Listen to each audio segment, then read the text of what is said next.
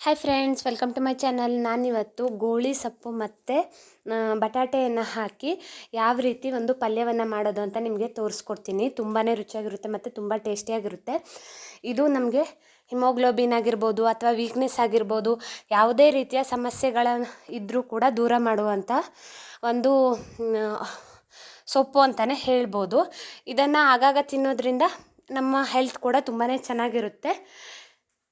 ನಾನು ಮೊದಲನೇದಾಗಿ ಒಂದು ಪಾತ್ರೆಗೆ 1 ಸ್ಪೂನ್ ಎಣ್ಣೆ, ಹಾಗೆ 1 ಸ್ಪೂನ್ ಜೀರಿಗೆ, 1 ಸ್ಪೂನ್ ಸಾಸಿವೆ, ಹಾಗೆ 1 ಕೆಂಪು ಮೆಣಸು ಹಾಕಿ ಒಗ್ಗರಣೆಯನ್ನು ಹಾಕೋತಾ ಇದ್ದೀನಿ.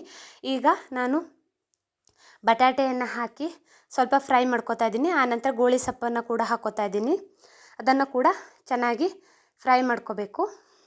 ಆನಂತರ ರುಚಿಗೆ ತಕ್ಕಷ್ಟು ಉಪ್ಪು, ಹಾಗೆ 1 ಸ್ಪೂನ್ ಆಗುವಷ್ಟು ಸಕ್ಕರೆಯನ್ನು ಕೂಡ ಹಾಕೋತಾ ಇದ್ದೀನಿ. ಎಲ್ಲವನ್ನು ಚೆನ್ನಾಗಿ ಮಿಕ್ಸ್ ಮಾಡ್ಕೊಳ್ಳಿ. ಆನಂತರ 1/4 ಸ್ಪೂನ್ ಆಗುವಷ್ಟು ಅರಿಶಿಣವನ್ನು ಕೂಡ ಹಾಕೋತಾ ಇದ್ದೀನಿ. ಈಗ ಎಲ್ಲವನ್ನು ಚೆನ್ನಾಗಿ ಮಿಕ್ಸ್ ಮಾಡ್ಕೋಬೇಕು.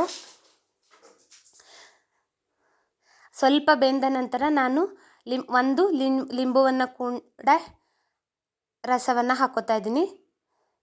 ನೋಡ್ತಾ ಇರ್ಬೋದು, ಚೆನ್ನಾಗಿ ಕಲಸಿದ ನಂತರ ರುಚಿಕರವಾದಂತಹ ಆಲೂ ಮತ್ತು ಗೋಳಿ ಸೊಪ್ಪಿನ ಪಲ್ಯ ಸವಿಯಲು ಸಿದ್ಧ.